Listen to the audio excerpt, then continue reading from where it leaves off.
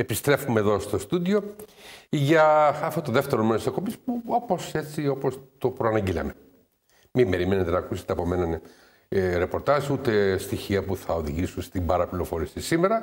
Εγώ είμαι ένας απλός άνθρωπος, ο οποίος ρωτάω αυτόν που κατά την άποψή μου δεν είναι ο καθήλυνα λύνει αρμόδιος, αλλά είναι ο άνθρωπος εκείνος τον οποίο επικαλούμεθα καθημερινά. Ή τουλάχιστον, να πω και κάτι άλλο, είναι αυτός στον οποίο πιστεύουμε ότι θα είχε την ευθύνη ή έχει την ευθύνη. Θα τα ρωτήσουμε όλα αυτά. Είμαι λοιπόν ένας απλός άνθρωπος, ο οποίος σε πρώτη φάση καλωσορίζω τον Δήμαρχο Κεντρικής Κέρκυρας, τον κύριο Στέφανο Πουλημένο. Σας ευχαριστώ για την πρόσκληση, κύριε Ρεβίθη. Το θέμα είναι ιδιαίτερα ενδιαφέρον και νομίζω ότι η εξέλιξη της συζήτησης θα δικαιώσει όσους επιλέξουν να παρακολουθήσουν τη συζήτησή μας. Ναι, το ελπίζω. Και θα ήθελα σήμερα πραγματικά και θα παρακαλώ πάρα πολύ να με βοηθήσετε σε αυτό. Ο πολίτης να καταλάβει τι γίνεται ακριβώς. Και δεν με ενδιαφέρει τόσο πολύ, ξέρετε, ποιος έχει την ευθύνη ή η αποποίηση των ευθυνών. Είναι το τελευταίο που με ενδιαφέρει. Αυτό που με ενδιαφέρει περισσότερο σήμερα είναι να δω την επόμενη μέρα, να δω πόσο κινδυνεύουμε. Να δω, κινδυνεύει η δημόσια υγεία ή όχι. Αλλά θα φτάσουμε και εκεί. Και θα φτάσουμε και σε αυτή την πρόταση που κάνει στην επίκαιρη ερώτηση ο κ. Δημήτρης Μπιάνκης. Η Κέρκυρα λέει να μπει σε κατάσταση εκτάκτου ανάγκης. Θα μιλήσουμε και γι' αυτό. Να βοηθήσουμε όμως αυτούς που δεν τα έχουν παρακολουθήσει από κοντά αυτή την υπόθεση, να ξεκινήσουμε από την πρώτη μέρα. Έρχεται η πρώτη μέρα λοιπόν, είμαστε στα μεσάνυχτα και χτυπάει το τηλέφωνο του Δημάρχου, δεν ξέρω αν συνέβη έτσι. 2:30 τη νύχτα και παίρνω πλάνα από τη φωτιά που έχει ξεσπάσει στην επιχείρηση Γογκάκη. Είναι η πολιτική προστασία του Δήμου παρούσα, με 3 βιτιοφόρα οχήματα και εφοδιάζει διαρκώς τα οχήματα της πυροσβεστικής με νερό. Είναι η πρώτη συμβολή του Δήμου στην αντιμετώπιση της κατάστασης. Τα μεσάνυχτα της 5ης προς την Παρασκευή 17 Οκτωβρίου. Σημειώνω την ημερομηνία 17 προς 18 Οκτωβρίου. Μάλιστα. 18 Οκτωβρίου, Σάββατο, πηγαίνω ίδιος μαζί με τον αρμόδιο αντιδήμαρχο επί της υγείας, της δημόσιας υγείας, τον κύριο Σκούρδη. Πάμε στις εγκαταστάσεις της εταιρείας. Ενημερωνόμαστε για το τι έχει συμβεί, βλέπουμε από κοντά την κατάσταση. Περιγράψτε μου λίγο την κατάσταση, αλήθεια, που είδατε το πρωί του Σαββάτου. Αυτό το τραγικό πρωινό του Σαββάτου. Ήταν πραγματικά να σου προκαλεί θλίψη η εικόνα την οποία αντικρίσαμε για μια επιχείρηση η οποία ήταν σε ακμή, είχε δεσπόζουσα θέση στην τοπική οικονομία, πολύ υψηλή θέση στην αντίληψη και στην άποψη που έχει η κερκυραϊκή κοινωνία για την επιχείρηση αυτή και να τη βλέπεις να έχει γίνει κάρβουνο, να έχει καταστραφεί στο σύνολό της. Με ενημέρωσε επιτόπου, γυρίσαμε γύρω-γύρω το κτίριο με τον ιδιοκτήτη της εταιρείας, τον κύριο Γογκάκη, ο οποίος μου έδειξε ακριβώς το πώς εξελίχθηκε η φωτιά. Επισήμανε ιδιαίτερα ότι 2 πολύ νευραλγικά τμήματα της επιχείρησης διασώθηκαν. Ήταν οι δεξαμενές όπου φυλάσσεται η αμμονία, που είναι απαραίτητο συστατικό για τη λειτουργία των ψυχτικών εγκαταστάσεων, και το άθικτο επίσης μηχανουργείο στο υπόγειο της επιχείρησης. Τι θα σήμαινε αν δεν παρέμενε άθικτο και χόνταν εκεί η φωτιά? Εάν έπιανε η φωτιά στις δεξαμενές της αμμονίας, η καταστροφή που θα είχαμε στην ευρύτερη περιοχή θα ήταν πολύ μεγάλη και οι επιπτώσεις στη δημόσια υγεία απερίγραπτες. Συνεπώς είναι πάρα πολύ σημαντικό ότι τα συστήματα πυρόσβεσης λειτουργήσαν στην καρδιά αυτής της επιχείρησης που είναι οι εγκαταστάσεις φύλαξης αμμονίας και έμειναν άθικτες. Αυτό ίσως ο πολλής κόσμος δεν το γνωρίζει, ωστόσο είναι μια παρατήρηση που αξίζει να την σημειώσουμε. Και έτσι αποφύγαμε τα χειρότερα. Αποφύγαμε τα χειρότερα και στο επίπεδο ότι δεν είχαμε ανθρώπινα θύματα σε αυτή τη μεγάλη πυρκαγιά. Σωστό. Έτσι, η πυρκαγιά κατέκαψε 4 στρέμματα στεγασμένου χώρου, όπου φυλάσσονται πάνω από 1.000 τόνοι. Η αρχική εκτίμηση ήταν για 1.500, αλλά εκτιμάται ότι ήταν μεταξύ 1.100 και 1.200 τόνων. Η πραγματική... Ήταν ακριβώς το πρώτο ερώτημα μου το οποίο θα ήθελα να θέσω. Γιατί ένα τμήμα των τροφίμων, να σημειώσω, κάηκε, διότι εκεί αναπτύχθηκαν, όπως μου περιέγραψαν, βαθμοί θερμοκρασία 3.000 βαθμοί θερμοκρασία. Συνεπώς ένα τμήμα των τροφίμων απανθρακώθηκε και εξαϊλώθηκε σε τόσο υψηλή θερμοκρασία. Ωραία. Για να δούμε μια ανωτελεία πρώτα. Υπάρχει μικρή και μεγάλη, είναι η ανωτελεία. Πρώτα. Τηλέφωνο, χτυπάει το τηλέφωνο, την επόμενη μέρα έρχεστε εκεί και βέβαια το πρώτο ερώτημα που τίθεται, όχι μόνο στον ιδιοκτήτη, αλλά και σε όλους τους κατοίκους, αλλά και σε εσάς, είναι τα αίτια της φωτιάς. Έχουμε κάποια εικόνα όσον αφορά αυτό? Έχω μόνο την περιγραφή που μου έκανε ο ιδιοκτήτης, ο οποίος συνέδεσε τη φωτιά αυτή με ένα σύστημα που συνδέει τους ηλιακούς ισορρευτές που είχε πάνω στην στέγη, με τη σύνδεση με το δίκτυο της ΔΕΗ. Κάπου εκεί ανάμεσα είχε απώλεια το δίκτυο. Δηλαδή από ένα κάποιο εξωτερικό αίτιο, το οποίο συνδέεται και με τη ΔΕΗ. Κάπως έτσι. Η γραμμή που συνδέει τα ηλιακά πάνελ με το δίκτυο της ΔΕΗ. Κάπου εκεί ανάμεσα είχε διαρροή η οποία οδήγησε σε ανάφλεξη. Αυτή είναι η άποψη που διατύπωσε ο ιδιοκτήτης. Ναι. Δεν έχουμε ακόμα την έκθεση της πυροσβεστικής. Τι περιμένουμε? Περιμένουμε την έκθεση της πυροσβεστικής καταρχάς. Ναι, περιμένουμε. Εμείς, για μας έχουν σημασία οι επιπτώσεις, οι συνέπειες που έχει για την περιοχή αυτή η υπόθεση, αλλά για τον ιδιοκτήτη. Δημοσιογραφικά λέω. Για τον ιδιοκτήτη και για μας, βεβαίως, ως πολίτες, ως πελάτες της επιχείρησης ενδεχομένως. Περιμένουμε το πόρισμα της πυροσβεστικής. Κάπου εκεί πέρα, από ό,τι ξέρω, υπάρχουν και άλλοι αρμόδιοι οι οποίοι θα εκδώσουν πόρισμα. Δεν είναι δουλειά δική μας. Δεν είναι δουλειά δική μας. Σαφώς. Δεν είναι δική μας, απλώς από δημοσιογραφικό ενδιαφέρον και μόνο το ρώτησα. Έρχεται λοιπόν και το Σάββατο, επισκέφτεστε το χώρο από την πέρα και εκεί αρχίζει μια ζήμωση για το πώς θα αντιμετωπίσουμε την κατάσταση. Και μέσα σε αυτή τη ζήμωση συμμετείχα κι εγώ. Και εκ των υστέρων κάνω και την αυτοκριτική μου, γιατί βιάστηκα. Το λέω αυτό, βιάστηκα. Αλλά αυτό δεν είναι άλλο θέμα. Είναι άλλο θέμα. Συμβαίνουν αυτά. Είναι άλλο θέμα αυτό. Καταστάσεις έκρηθμες, πρωτόγνωρες. Καλό είναι να κάνουμε και την αυτοκριτική μας. Μπορεί να συμβεί αυτό. Την ίδια μέρα λοιπόν αναπτύχθηκε εκεί ένας διάλογος.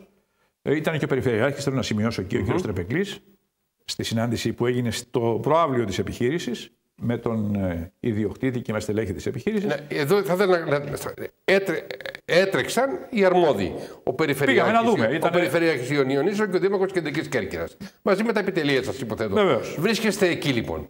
Και ποια είναι τα θέματα που συζητάτε εκεί? Πώς θα αντιμετωπίσουμε την κατάσταση? Διότι είχε αρχίσει ήδη η σύψη. Άρα. Έχω το πρώτο θέμα, το οποίο αφορά τη διάσωση τμήματος του κτηρίου. Έχει λυθεί αυτό το πρόβλημα. Έχει λυθεί, η φωτιά έχει σβηστεί. Ένα τμήμα που είναι τα γραφεία έχει διασωθεί. Δεν επεκτάθηκε η φωτιά σε άλλο κτίριο. Και τώρα από εδώ και μπροστά το μέγα ζήτημα, το οποίο προκύπτει και είναι μέγα ζήτημα πραγματικά. Είναι πώς θα διαχειριστούμε τα τρόφιμα. Των οποίων η σύνθεση, τα τρόφιμα είναι ψαρικά, κοτόπουλα και κρέατα. Για την ακρίβεια, αυτά τα υπολείμματα για την ακρίβεια που προέκυψαν από την πυρκαγιά. Μερικά έμειναν άθικτα. Μερικά έμειναν και άθικτα. Αλλά άχρηστα. Αλλά άχρηστα πλέον. Ναι. Πάμε λοιπόν. Αρχίζει λοιπόν το Σάββατο, έχει συμβεί την Πέμπτη προς την Παρασκευή η φωτιά. Δεν θα αφήσω, όχι, αμέσως θα μου το πείτε αυτό, αλλά θα ήθελα να πω το εξής, γιατί θα ξεκινήσουμε με τα απλά ερωτήματα του κόσμου. Το πρώτο ήταν.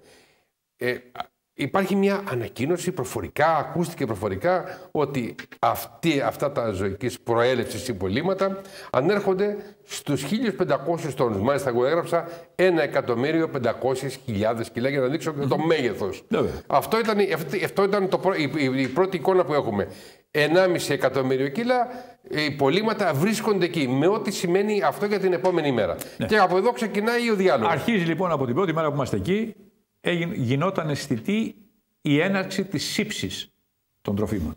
Υπήρχαν μυρωδιές, έντονες μυρωδιές από το Σάββατο. Από το Σάββατο. Άρα έχετε και ενημερωθεί από τα καθήλυνα αρμόδια όργανα, αλλά και εσείς έχετε μια προσωπική εικόνα. Βεβαίως. Ότι εκεί προσωπική αντίληψη. Προσωπική αντίληψη, ναι. Φεύγουμε από εκεί λοιπόν και πάμε στα γραφεία της Περιφέρειας, στην πρώην Ομαρχία.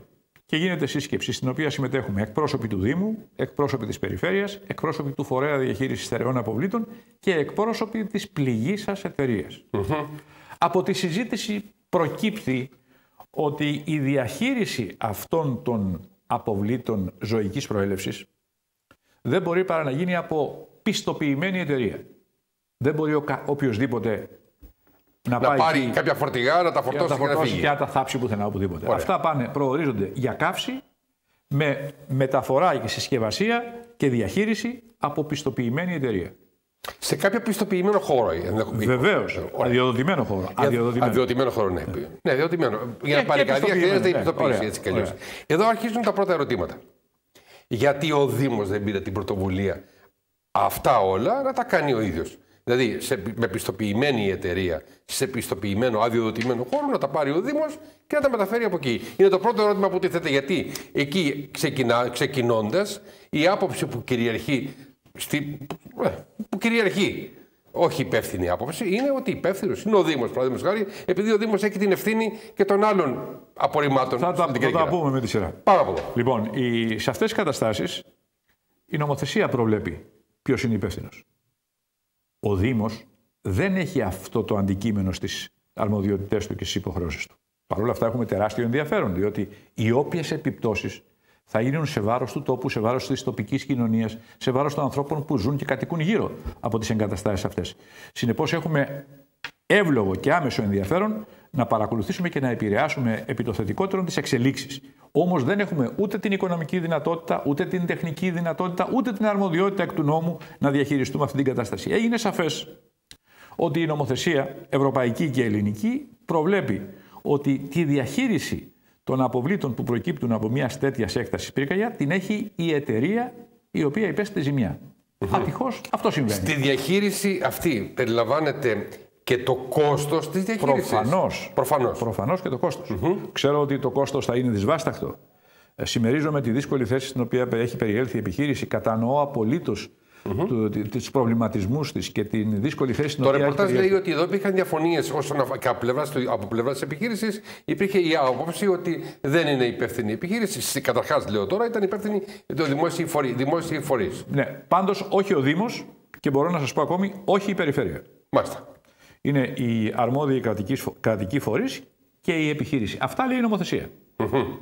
Γι' αυτό είδατε ότι αμέσως μετά τη σύσκεψη, 2-3 μέρες μετά, η επιχείρηση η οποία υπέστη τη ζημιά ήρθε σε επαφή με κάποια εταιρεία από αυτές που υποδείχτηκαν. Πριν έρθει σε επαφή, πριν το μάθουμε αυτό τουλάχιστον στον αγώνα ρεπορτάζ, διαβάζω από ένα κείμενο το οποίο εσείς το δώσετε στη δημοσιότητα με την υπογραφή του Γενικού Γραμματέα, του κ. Γραφάκου. Λέει το εξής. Κατόπιν της καταστροφικής πυρκαγιάς που έπληξε την επιχείρηση στις 17 Δεκάτου, είναι η επιστολή, το έγγραφο που έρχεται από το Υπουργείο Περιβάλλοντος και Ενέργειας, Γραφείο Γενικού Γραμματείας, προς τον επιχειρηματία. Λέει, καθώς και του τρόπου που διαχειριστήκατε μέχρι σήμερα το περιβαλλοντικό ζήτημα που προέκυψε, διαπιστώθηκε σοβαρή απειλή πρόκληση περιβαλλοντικής ζημιάς, όπως προκύπτει από την από 22 Δεκάτου έκθεση αυτοψίας του κλιμακίου ελέγχου ποιότητας περιβάλλοντος κτλ. Άρα, 17 του μηνός 18 συμβαίνει. Δεν γίνεται τίποτα τις επόμενες μέρες. Είμαστε στη φάση της αναζήτησης λύσης διάσκεψης. Περνάνε οι μέρες και φτάνουμε στις 22 που υπάρχει η έκθεση αυτοψίας του κλιμακίου. Μάλιστα. Τι λέει αυτή η έκθεση? Περιγράφει την κατάσταση και δίνει τις πρώτες οδηγίες. Και βρίσκουν μια εταιρεία η οποία μπορεί να τα αναλάβει αυτά στην Ήπειρο. Στο νομό της Πρέβεζας. Ο επιχειρηματίας λοιπόν αναθέτει σε μια εταιρεία η οποία είναι πιστοποιημένη. Έχουμε μάθει τίποτα για όλα αυτά? Αδειοδοτημένη, πιστοποιημένη. Προφανώς θα έπρεπε να είναι. Δεν είχα εγώ σχέση με την διαπραγμάτευση. Όχι. Η επιλογή είναι αποκλειστικά της επιχείρησης. Φεύγουν λοιπόν από εδώ μια ποσότητα από αυτά τα υπολείμματα. Τα περιγράφουν σε 600, τα υπολογίζουν σε 620 τόνους. Θα μου επιτρέψετε να πω εδώ πέρα ότι υπάρχει μια διάσταση απόψεων. Εγώ άκουσα. Μιλάνε για 200 τόνους. Άκουσα 200 τόνοι ήταν εκτός εγκαταστάσεων. Συνολικά άκουσα τους αρμόδιους εκεί που κάνανε υπολογισμούς της ποσότητας και τους ανεβάζουν στους 620 τόνους. Οι οποίοι φύγαν από εδώ. Φύγαν από εδώ και πήγαν εκεί. Μάλιστα. Η διαχείριση τους εκεί. Το πώς πήγαν εκεί, καλό είναι να το μαθαίνουμε και να το μαθαίνουμε. Και εγώ τα παρακολουθούσα όλα αυτά. Τα παρακολουθούσα από ένα αρκετά καλά πληροφορημένο διαδικτυακό τόπο της το Ήπειρος.gr. Το οποίο έκανε ένα ρεπορτάζ και διάβαζα μάλιστα ότι υπάρχουν μεγάλες αντιδράσεις από τους κατοίκους. Δεν καταλαβαίνα για ποιο λόγο υπάρχουν μεγάλες αντιδράσεις και από την Πρέβεζα και από τα ΓΙΑ. Όταν έγινε γνωστή η εναπόθεση. Λοιπόν, αυτή η εναπόθεση λοιπόν έγινε γνωστή, έγινε σε έναν δήμο, στο Δήμο Ζηρού Υπήρου. Ναι. Που εκεί όταν γίνεται αυτή η μεταφορά των υπολειμμάτων υπάρχουν μεγάλες αντιδράσεις. Και κάποια στιγμή διαπιστώνουμε ότι σε αυτό το Δήμο Ζηρού, που δημιουργήθηκαν προβλήματα και από τον Δήμαρχο, διάβασα και τη δηλώση του Δημάρχου, μεταδώσαμε μάλιστα, αλλά και από τον Περιφερειάρχη, λέγανε ότι αυτή η περιοχή δεν ήταν αδειοδοτημένη ή, εν πάση περιπτώσει, δεν τηρήθηκαν όλες οι προδιαγραφές προκειμένου να αναποτεθούν εκεί. Και διακόπη μεταφορά. Και διακόπη μεταφορά. Αυτό γίνηκε πριν από περίπου μια εβδομάδα. Ναι, 10 μέρες, 8 μέρες. Ωραία. Εν τω μεταξύ όμως, οι μέρες περνούν και όλα αυτά τα υπολείμματα εδώ αφήνουν την ταυτότητά τους. Αυτή η ταυτότητά τους Δεν είναι τίποτα άλλο από αυτή την αφόρητο δυσοσμία. Και αρχίζουν και οι αντιδράσεις από πλευράς των κατοίκων, ιδιαίτερα αυτών που ζουν δίπλα. Εδώ επικαλούμε και τη μαρτυρία κάποιων φίλων μου και να σας πω και εδώ, να το πω και δημόσιο, ότι σιγά σιγά άρχισαν κάποιοι άνθρωποι, μη δεν ξέρω και κάποιων προσωπικών μου φίλων, οι οποίοι έφυγαν, κυρίες και κύριοι, από την περιοχή για να εγκατασταθούν σε άλλες περιοχές. Μάλιστα, κάποιοι φίλοι μου πήγαν στην Αθήνα και κάποιοι άλλοι πήγαν στη Θεσσαλονίκη. Γιατί ήταν τα σπίτια κοντά και αρχίζει να γίνεται αφόρητος η κατάσταση. Όταν αυτές οι πληροφορίες φτάνουν στα αυτιά σας, τι γίνεται, πώς αντιδράτε. Όχι μόνο στα αυτιά μας. Στις αισθήσεις μας γενικότερα. Σε όλες τις αισθήσεις. Ωραία. Δεν είναι κάτι που θα μπορούσαμε να περιμένουμε μόνο. Όλο αυτό το διάστημα μαθαίνετε ότι ξέρεις κάτι, έγιναν αυτά τα προβλήματα. Πρώτα απ' όλα, πώς θα αντιμετωπίσετε το γεγονός ότι μεταφέρει το ιδιοκτήτης τα υπολείμματα σε έναν χώρο παράτυπα, να το πω έτσι. Αυτό δεν περνούσε από τον έλεγχό μας και δεν ήταν σε γνώση μας το πού πάνε. Δεν ξέραμε. Ξέραμε ότι φεύγουν από την Κέρκυρα. Εμείς. Δεν είχαμε εμπλοκή στην επιλογή. Ησυχάζετε έτσι, απλά λέτε φύγανε από εδώ και τελειώσαμε. Λέμε, φεύγουν, έχει ξεκινήσει η διαδικασία να απομακρυνθούν από τις εγκαταστάσεις. Όμως στην πορεία διαπιστώνουμε ότι ο χώρος συναπόθεσης δημιούργησε αυτά τα προβλήματα τα οποία γνωρίζετε και στα οποία δεν χρειάζεται να επανέλθουμε. Αντιδρούν εύλογα και οι κάτοικοι της περιοχής, η περιφέρεια, ο Δήμος. Σταματάει αυτή η διαδικασία, τίθεται υπό έλεγχο και μετά από κάποιες μέρες δίνονται οι οδηγίες. Και εδώ τι κάνουμε. Οι οδηγίες δίνονται από το Τμήμα Υγιεινής της Περιφέρειας. Και λένε σε εμάς στο Δήμο, κάντε μειοκτονία προληπτική. Και την κάνουμε. Έχει γίνει μειοκτονία προληπτική. Επανειλημμένα. Επανειλημμένα και συμπληρώνει και συμμετέχει και συνεργείο της Περιφέρειας. Επιπλέον, στο επαρχιακό οδικό δίκτυο κατά μήκος, εμείς κάνουμε γύρω από την επιχείρηση, τη μειοκτονία, έχουμε και το σχετικό φωτογραφικό υλικό και στην επαρχιακή οδό κάνει μειοκτονία η Περιφέρεια. Δεν αρκεί αυτό. Πρέπει να αντιμετωπίσουμε και το πρόβλημα με τον πολλαπλασιασμό των εντόμων και ιδιαίτερα της μύγας. Και έτσι ξεκινήσαμε να κάνουμε εξωτερικά στα νερά που βρίσκαμε εκεί, γιατί εκεί αποάζεται η μύγα, η μύγα η οποία μεταφέρει τα μικρόβια. Λοιπόν, κάναμε τον πρώτο ψεκασμό γύρω και ήρθαμε σε επαφή με την εταιρεία για να κάνουμε και ψεχασμό μέσα στην επιχείρηση. Και μάλιστα, επειδή μας είπε η επιχείρηση ότι έχει κάνει ψεκασμό, αλλά με μέσα τα οποία δεν επέτρεπαν να φτάσει το ψεκαστικό υγρό στο κέντρο του κτηρίου, ο ψεκασμός από το συνεργείο το δικό μας, το οποίο είναι πιστοποιημένο και με το οποίο είμαστε συμβεβλημένοι, καθ' υπέρβαση της σύμβασης που έχουμε, του δώσαμε εντολή, σήμερα το κάνει αυτό, και πετάει το υγρό με εκτοξευτήρα υψηλής πίεσης για να καλύψει ολόκληρη την επιφάνεια των υπολειμμάτων των ζωικής προελεύσεως υποπροϊόντων. Αυτό έγινε και για να αποτρέψουμε την αναπαραγωγή των εντόμων που συνιστούν ένα από τους μεγαλύτερους κινδύνους στην περίπτωση αυτή. Ωραία. Πήραμε και το έγγραφο το οποίο έστειλε ο κύριος Γραφάκος προς την εταιρεία, η οποία ξεκαθαρίζει το τοπίο και λέει ότι είναι δική σας ευθύνη. Είχαν έρθει στο μεταξύ. Φτάνοντας εκεί να πούμε το εξής όμως. Ναι. Αυτό το έγγραφο, το οποίο το έχω και εγώ, γιατί συνοδεύεται από μια έκθεση την οποία έκαναν εκπρόσωποι της Ένωσης των Πιστοποιημένων Εταιριών Διαχείρισης Ζωικών Αποβλήτων. Πολύ ωραία. Λέω όμως το εξής. Η ημερομηνία που διαβάζω εδώ είναι 30 Δεκάτου του 2026. Και 29 Δεκάτου είναι η έκθεση του Συνδέσμου των Εταιριών. Ναι, 29 Δεκάτου είναι η αυτοψία που έγινε από το Συντονιστικό Γραφείο Αντιμετώπισης Περιβαλλοντικών Ζημιών κλπ. Θα φτάσουμε και στο τι άλλο θα κάνουμε από πλευράς υγιεινής. Αλλά στέκομαι τώρα εδώ. Στέκομαι στη λειτουργία του κράτους. Σχέση κράτους και πολίτη. Συμβαίνουν όλα αυτά τις 17 του μηνός. Συνεργάζεστε με την περιφέρεια, συνεργάζεστε και με τον ιδιοκτήτη της επιχείρησης. Και με τον Γενικό Γραμματέα Αποβλήτων. Και με τον Γενικό Γραμματέα Αποβλήτων. Με τον οποίο έχω διαρκή επικοινωνία. Σχεδόν καθημερινή. Ωραία. Αυτό είναι ευχάριστο. Και κάποια στιγμή βλέπετε ότι αυτό. Όχι, βλέπετε, μαθαίνετε ότι δεν είναι ευθύνη ούτε δική σας, ούτε μπορείτε να πάρετε το αυτοκίνητο να μεταφέρετε, ούτε ο κύριος θα επεκτείνει με την περιφέρεια. Είναι θέμα του ιδιοκτήτη. Συμβαίνει αυτό το ατύχημα. Για πολλούς ατύχημα, για πολλούς δεν καταλαβαίνουν τι σημαίνει. Φεύγουν αυτά τα απόβλητα κάποιες εκατοντάδες τόνοι, για άλλους 200 γράφτηκε πάντα στην πρώτη φάση. Τώρα μου λέτε ότι είναι παραπάνω. Δεν το γνωρίζω αυτό. Δεν μπορώ να το ξέρω αυτό. Από τους 1.500 που γράφτηκε ή 1.200, 1.300 και άλλοι περίπου 1.100 και κάτι οι λιγότεροι παραμένουν μέσα. Εδώ υπολογίστηκαν από το Σύνδεσμο των Εταιριών διαχείρισης αυτών των αποβλήτων σε 400 οι τόνοι οι οποίοι μένουν στις εγκαταστάσεις. Είναι ακόμα 400 τόνοι μέσα. 400 τόνοι μέσα. Θα μείνω σε αυτό. Αυτά δεν τα λέω εγώ, τα λένε αυτοί οι οποίοι δεν θα διαφωνήσω. Δεν θα διαφωνήσω καθόλου σε όλο αυτό. Εγώ σήμερα θα μιλήσω. Δεν μπορώ να ξέρω αν είναι ακριβή τα στοιχεία. Αυτά πάντως. Απλά λέω με βάση αυτά τα οποία γράφηκαν. 1.500 τόνοι ξεκινήσαμε στην αρχή. Αποβλάτη επιχείρηση. Προφορικά δεν θυμάμαι ακριβώς που διαβάστηκε αυτό. Γράφτηκε από πλευράς του Ήπειρος.gr ότι είναι 200 τόνοι περίπου στην περιοχή. Οι ηθήνοντες πάντως που έκαναν τον έλεγχο υπολογίζουν τις ποσότητες εκεί στις 620 λοιπόν. Ναι. Άρα λοιπόν έχουμε από το 1.500 είναι 900 τόνοι περίπου ή λιγότεροι, δεν είναι εκεί το θέμα μου. Προχωράω αμέσως παραπέρα. Έρχεται το τμήμα περιβάλλοντος. Στέλνει εδώ πέρα το τμήμα περιβάλλοντος, στέλνει οι ειδικούς ώστε να δουν τι θα γίνει κτλ. Το έγγραφο φεύγει τις 30 Δεκάτου και λέει στον ιδιοκτήτη, ξέρετε κάτι, δεν τα κάνετε καλά όπως είναι, θα πρέπει κάτι να γίνει. Σήμερα έχουμε 3 του μηνός Νοεμβρίου. Από 17 Δεκάτου μέχρι τις 3 Νοεμβρίου. Όχι. Από τις 29 και 30. 29 έγινε η έκθεση των εταιριών και τις 30 έστειλε ο κύριος Γραφάκος. Ναι, 30. Μας χωρίζουν 2 μέρες, 3. Βεβαίως. Ναι. Μα δεν είπα εγώ το αντίθετο. Αυτό άλλο προσπαθώ να πω. Αυτά όλα αφορούν τη διαδικασία. Και από την πλευρά του κύριο Γραφάκο και τα λοιπά. Λέω το εξής όμως.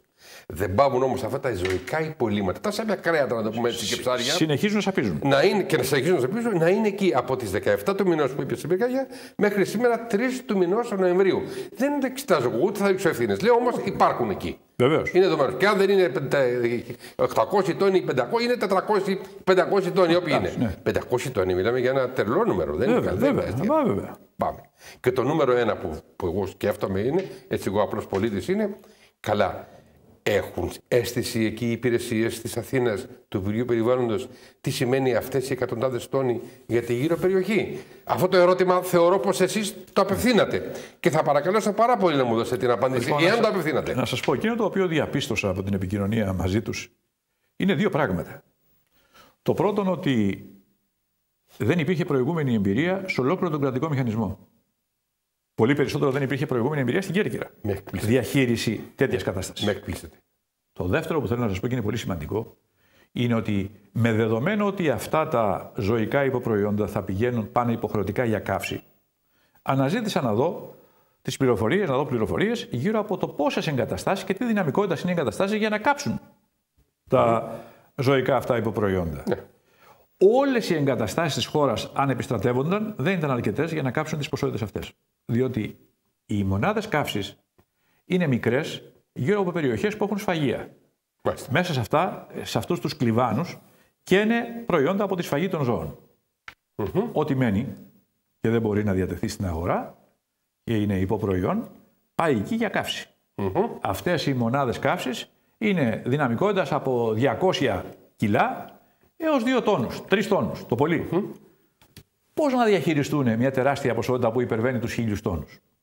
Συνεπώς έχουμε μια πρώτη εξαντικειμένου δυσκολία έως αδυναμία να ανταποκριθεί η χώρα συνολικά με όσες μονάδες διαθέτει στην ανάγκη διαχείρισης αυτών των ποσοτήτων. Εμένα μου δηλώνουν ο κρατικός μηχανισμός ότι δεν έχουν προηγούμενη τέτοια εμπειρία και ψάχνουν να δουν τώρα με ποιο τρόπο θα γίνει ακριβώς θα ακολουθηθεί η διαδικασία διαχείρισης. Δηλαδή, τι μου λέτε τώρα, δεν ξέρουν ακόμα πώς θα γίνει αυτό. Όχι, τώρα ξέρουν πλέον. Τώρα ξέρουν. Ναι. Αλλά εγώ απευθύνω 2 ερωτήματα. Στο ξεκίνημα αυτής της υπόθεσης. Στο ξεκίνημα. Έχετε δίκιο. Παρ' όλα αυτά όμως, εγώ λέω τώρα υπάρχουν 500 τόνοι ακόμη μέσα. Μου λέτε ότι είναι μικρές οι ποσότητες που μπορούν να υποδεχθούν τα υπολείμματα αυτά. Εγώ έχω μια εικόνα από τον Κλίβανο. Έχω μια εικόνα από τον Κλίβανο που είχαμε στην Κέρκυρα στα δημοτικά σφαγεία. Στον οποίο μπορούσε να αποθέσει κανείς 100-200 κιλά. Για αυτά μιλάμε. Βέβαια. Αυτές τις ποσότητες μπορούσε να διαχειριστεί εδώ ο Κλίβανος. Βεβαίως υπάρχουν και μεγαλύτερες δυναμικότητες. Στην υπόλοιπη χώρα που υπάρχει μεγάλη ζωική παραγωγή, η Κλίβανη είναι μεγαλύτερη. Αλλά μην φανταστείτε όμως ότι είναι ικανοί να διαχειριστούν τις τεράστιες ποσότητες που έχουμε εδώ προς διάθεση. Πάμε λοιπόν, αποφεύγοντας την παραπληροφόρηση και μπαίνοντας στην ουσία της υπόθεσης. Εγώ βάζω και μια άλλη παράμετρο. Ότι αυτά όλα για να πάνε σε κάποιο άλλο μέρος πρέπει να φύγουν. Και για να φύγουν χρειάζεται καράβι. Δυστυχώς δεν μπορούμε να τα πετάξουμε απέναντι. Και αυτά τα καράβια δεν κάνουν τίποτα άλλο. Όλη μέρα δεν ασχολούνται με. Υπάρχουν ειδικά καράβια τα οποία είναι για αυτή τη διαδικασία. Και ειδικά φορτηγά. Άρα λοιπόν. Λαλίκες. Προς ένα-ένα. Για να φτάσουμε και στο ζουμί εντός εισαγωγικών. Υπάρχει κάποιο χρονοδιάγραμμα για αυτούς τους 500 περίπου τόνους που έχουν μείνει μέσα? Είδα ένα χρονοδιάγραμμα που έθεσε ο κύριος Γραφάκος. Τι λέει ο κύριος Γραφάκος? Ο οποίος, συζητώντας με τις εταιρείες διαχείρισης, υπολόγισαν ότι ο χρόνος που θα απαιτηθεί είναι 20 μέρες. Εμάς μας φαίνεται τεράστιος ο χρόνος, πολύς ο χρόνος. Εμείς θα θέλαμε να φύγουν, αν είναι δυνατόν, σε 1-2 μέρες από εδώ. Προσέχτε. Γιατί θα το επαναλάβω αυτό. Γιατί εδώ είναι ουσιαστικά και δεν είναι και όλη η υπόθεση. Έχετε σημερινές πληροφορίες που όσον αφορά αυτό το χρονοδιάγραμμα, κυρίες και κύριοι, λέει ο κύριος κατεξοχήν αρμόδιος, ο Γενικός Γραμματέας του Υπουργείου Περιβάλλοντος και Ενέργειας, ο κύριος Γραφάκος, ότι θα απαιτηθούν ακόμη περίπου 20 ημέρες. Και είναι κάτι το οποίο στηρίζεται. Για να ολοκληρωθεί η όλη διαδικασία. Εννοείται αυτό. Εννοείται. Για να στηρίζεται σε αντικειμενικούς λόγους που αφορούν τις ποσότητες προς μεταφορά, αλλά και τις ποσότητες προς καύση. Τα λέω καλά? Πολύ καλά. Πολύ ωραία.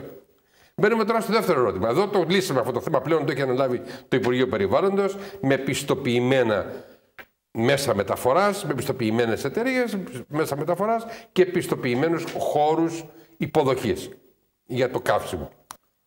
Οι οποίοι χώροι είναι περιορισμένης δυναμικότητας. Βεβαίως, το είπαμε. Δηλαδή, αν είχαμε τη δυνατότητα να τα μεταφέρουμε όλα εκεί σήμερα, δεν θα μπορούσαμε να τα διαχειριστούμε. Ακόμα και αν μπορούσαμε. Ναι. Που επαναλαμβάνω και πάλι, όπως μου είπατε εσείς, για να μεταφερθούν από την Κέρκυρα χρειάζεται πιστοποιημένα μέσα. Είτε αυτό λέγεται ferry boat, είτε λέγεται και φορτηγό. Και απορώ πως μέσα σε 2-3 μέρες μου λέτε ότι 600 περίπου τόνοι έφυγαν. Μεταφέρθηκαν απλώς. Αυτό δεν σημαίνει ότι διαχειρίστηκαν. Πώς θα φύγουν 600? Αφού είναι εκεί. Μέσα σε 2 μέρες με τα 600 τόνοι με αυτά μου φαίνεται υπερβολική εκτίμηση, αλλά αυτά τα άκουσα με τα ίδια μου τα αυτιά από τους δηλώσεις των αρμοδίων στην Ήπειρο. Επειδή όμως υπηρετήσατε την επικοινωνία μέσα από την εφημερίδα σας, αυτά όλα μας κάνουν, όχι να είμαστε καχύποπτοι, αλλά κρατάμε μια επιφύλαξη. Να κρατάμε κάποιες επιφυλάξεις. Ωραία. Μένω εγώ σε αυτό που είπε ο κατεξοχήν αρμόδιος ο κ. Γραφάκος, ότι χρειαζόμαστε, κυρίες και κύριοι, περίπου 20 μέρες για να τελειώσει το πρόβλημα ουσιαστικά. Πάμε τώρα στα απλά ερωτήματα. Υπάρχουν υπεύθυνοι του τομέα υγείας. Πρώτα απ' όλα ο Ιατρικός Σύλλογος. Να πω έτσι. Ο Ιατρικός Σύλλογος. Πέστε μου, όσον αφορά τώρα την υπόθεση των τομέων υγείας, εσείς προσωπικά, με ποιους ήρθατε σε επαφή, επισήμως και ανεπισήμως? Το επίσημο με τα θεσμικά όργανα της πολιτείας. Αυτό είναι. Με όλα τα θεσμικά όργανα. Αλλά εγώ θα πρότεινα και κάτι άλλο. Αν κουβεντιάσετε με κάποιους τρόπους που δεν είναι θεσμικά, αλλά είναι ειδικοί εμπειρογνώμονες. Με πολύ κόσμο. Ας πούμε με παλιούς προϊστάμενους των υπηρεσιών υγιεινής. Ψάξατε τώρα. Βεβαίως. Πέστε μου λοιπόν. Με ανθρώπους που έχουν σπουδάσει το αντικείμενο αυτό της διαχείρισης τέτοιου είδους κινδύνων και απειλών για την υγεία μας. Με πάρα πολύ κόσμο. Ανατρέξαμε σε πληροφορίες από την υπόλοιπη Ελλάδα. Μιλήσαμε με την αποκεντρωμένη διοίκηση.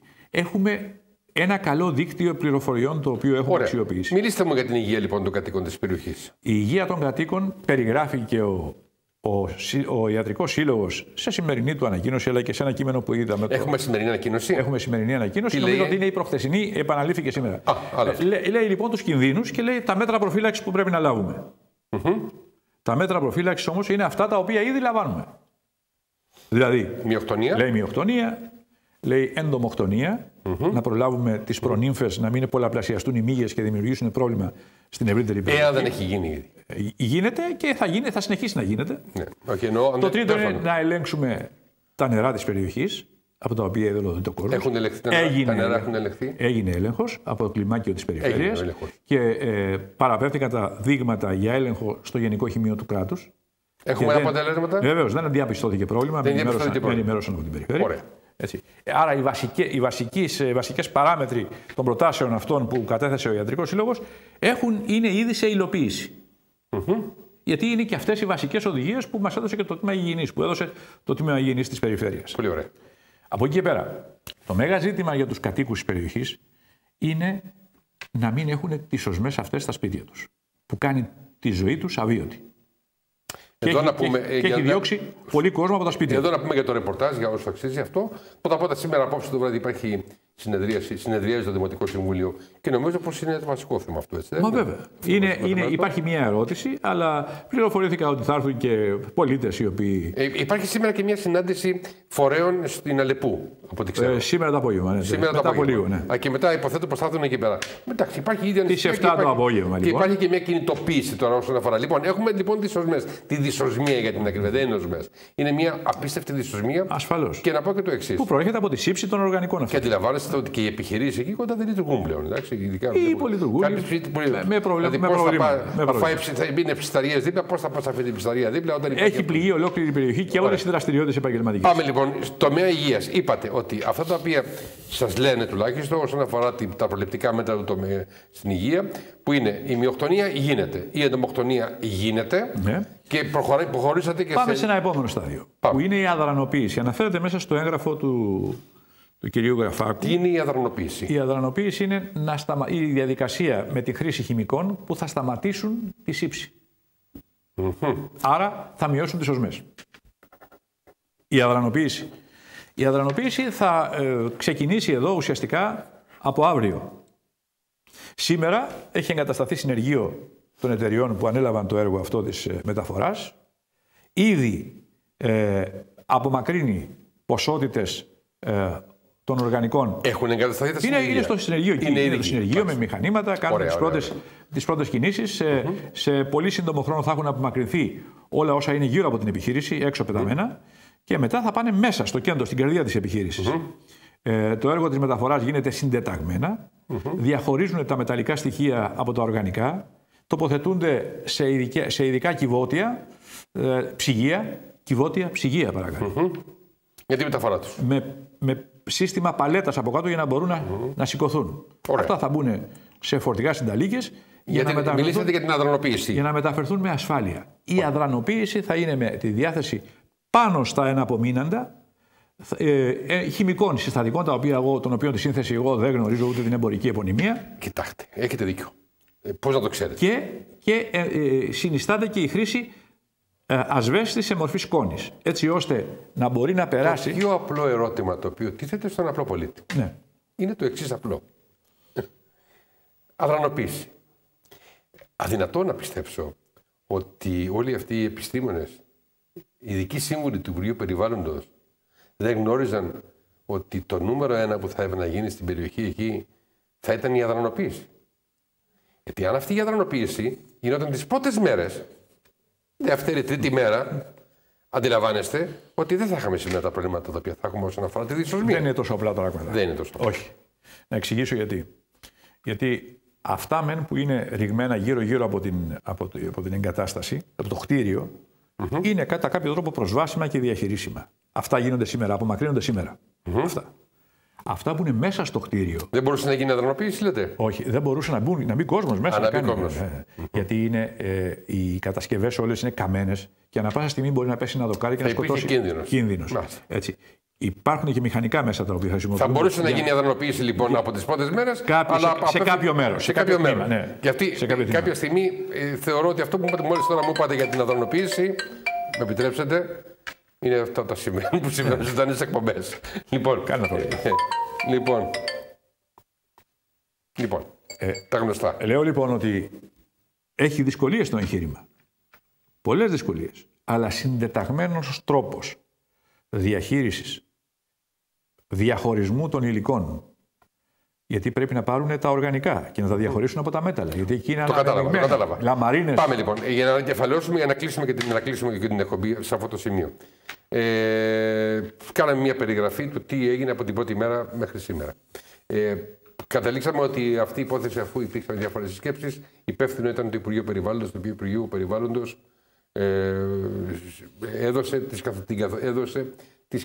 καθοδήγησε την ίδια την επιχείρηση, γιατί σύμφωνα με το Υπουργείο Περιβάλλοντος υπεύθυνη είναι η επιχείρηση για τη μεταφορά αλλά και την ασφαλή καύση αυτών των υπολειμμάτων τα οποία είχαμε εκεί.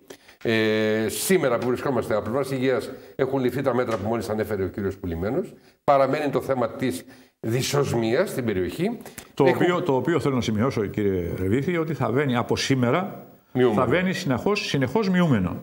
Εγώ έχω μια επιφύλαξη όσον αφορά τι. Μέχρι της εξαφάνισης. Εγώ έχω μια επιφύλαξη όμως και το κρατώ αυτό, επιφύλαξη, ότι πρέπει να είναι προετοιμασμένος ο κόσμος, ότι σύμφωνα με την ανακοίνωση του Υπουργείου Περιβάλλοντος χρειάζονται περίπου 20 μέρες ακόμα. Άρα ας είμαστε προετοιμασμένοι. Ναι, αλλά οι 20 μέρες είναι για την ολοκλήρωση του έργου της μεταφοράς.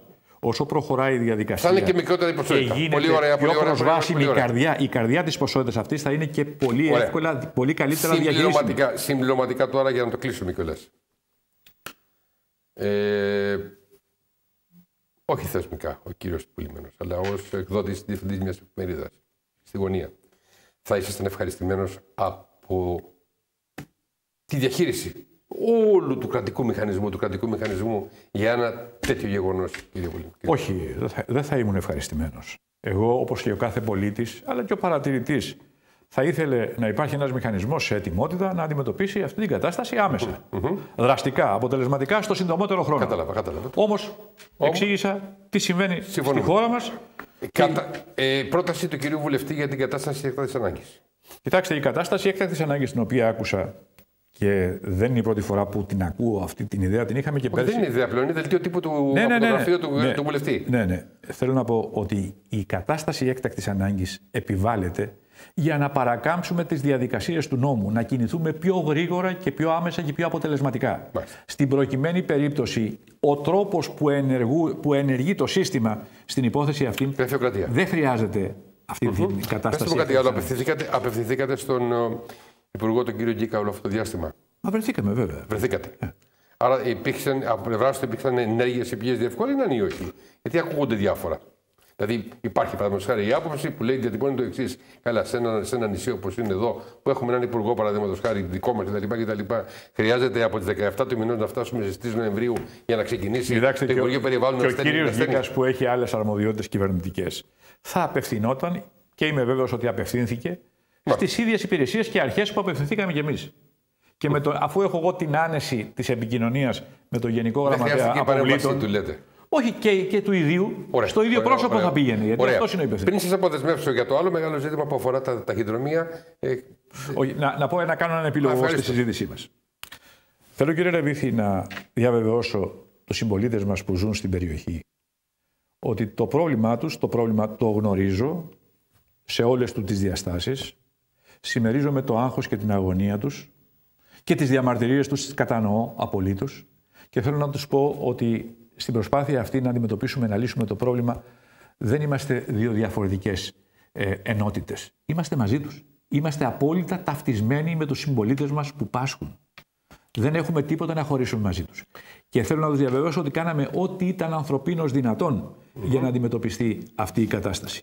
Και ακούμε από όλες τις πλευρές, από οποιαδήποτε πλευρά, κάθε πρόταση η οποία θα μπορούσε να επιταχύνει, να διευκολύνει τα πράγματα να κινηθούν πιο γρήγορα. Εδώ όμως θα μου επιτρέψετε να το πω αυτό, ότι υπάρχει αυτή η γνωστή ρίση εκ των αποτελεσμάτων κρινόμεθα άπατες. Και δεν μιλάω τώρα για εσάς προσωπικά, ούτε για την περιφέρεια, μιλάω γενικότερα για τον κρατικό μηχανισμό. Όταν είμαστε από τις 17 του μηνός, 17 μέχρι τις 31, 14 μέρες. Και άλλες 17 μέρες, και σήμερα μαθαίνω από εσάς και χαίρομαι πάρα πολύ γι' αυτό, ότι σήμερα είναι ουσιαστικά η πρώτη μέρα που γίνεται με πιστοποιημένο τρόπο η μεταφορά. Η πρώτη μέρα στη διαχείριση την ουσιαστική ήταν η φόρτωση και η μεταφορά, που έχει γίνει εδώ και 10 μέρες. Από την επιχείρηση, αλλά με άναχο τρόπο. Από την επιχείρηση, βέβαια. Ναι, αλλά με άλλο τρόπο λέω. Αυτό λέω. Όχι, σήμερα είναι η πρώτη μέρα. Προς την ίδια κατεύθυνση πήγαινε. Προς την ίδια κατεύθυνση, αλλά έγινε με έναν τρόπο που πήγε σε ένα δήμο που οδήγησε σε ένα βάγιο την υπόθεση αυτή. Και με καθυστερήσεις. Άρα ουσιαστικά, γι' αυτό λέω, ουσιαστικά λέω. Είναι σήμερα η πρώτη μέρα. Συντεταγμένα, σήμερα αρχίζει η διαχείριση, αλλά δεν πρέπει να παραγράψει κανείς και την προσπάθεια που έγινε. Δεν παραγράφω τίποτα. Λέω ουσιαστικά σήμερα είναι 20 μέρες περίπου για την ολοκληρωτικό, όπως μου είπατε. Υπάρχει η διαδικασία της αδρανοποίησης που είναι πολύ σημαντικό για την περιοχή και όσον αφορά την υγεία όλου του νησιού πλέον λαμβάνονται μέτρα. Μειοκτονία, εντομοκτονία και αδρανοποίηση, όπως μου είπατε. Πολύ ωραία. Και πιθανώς ψεκασμός με σκόνη ασβέστη. Με σκόνη ασβέστη με άλλους τρόπους. Ωραία. Εγώ δεν έχω παρά να σας ευχαριστήσω για αυτές τις πληροφορίες που σήμερα μου δώσατε την ευκαιρία να περιγράψω με τις... Νομίζω πως καλύψαμε το θέμα όσον αφορά τα ερωτήματα. Πληροφορίες που είναι πολύ ενδιαφέρουσες για το κοινό μας που μας παρακολουθεί. Ωραία. Και ιδιαίτερα για τους κατοίκους της περιοχής. Αυτή τη μεγάλη περιπέτεια στην οποία μπήκε ο τόπος και η οποία είναι πρωτόγνωρη. Δεν έχει προηγούμενο στον τόπο τέτοια περιπέτεια. Για να έχουμε αποκτήσει εμπειρία και να έχουμε τη δυνατότητα να κινηθούμε πιο γρήγορα και πιο αποτελεσματικά. Σας ευχαριστώ πάρα πολύ. Σας ευχαριστώ πάρα πολύ. Και εγώ σας ευχαριστώ για άλλη μια φορά που είστε εδώ μαζί μας. Απλά για άλλη μια φορά να πω ότι εδώ στο Conference Channel τουλάχιστον προσπαθούμε όσο γίνεται περισσότερο να δίνουμε τις πληροφορίες εκείνες που αναφέρονται, προέρχονται από τα επίσημα από τα επίσημα έγγραφα και από τα επίσημα πρόσωπα. Έχω την εντύπωση ότι σήμερα σας δώσαμε μια εικόνα για να σταματήσει κάποια στιγμή και η παραπληροφόρηση. Μαζί το μεσημέρι. Να είστε καλά. Γεια σας.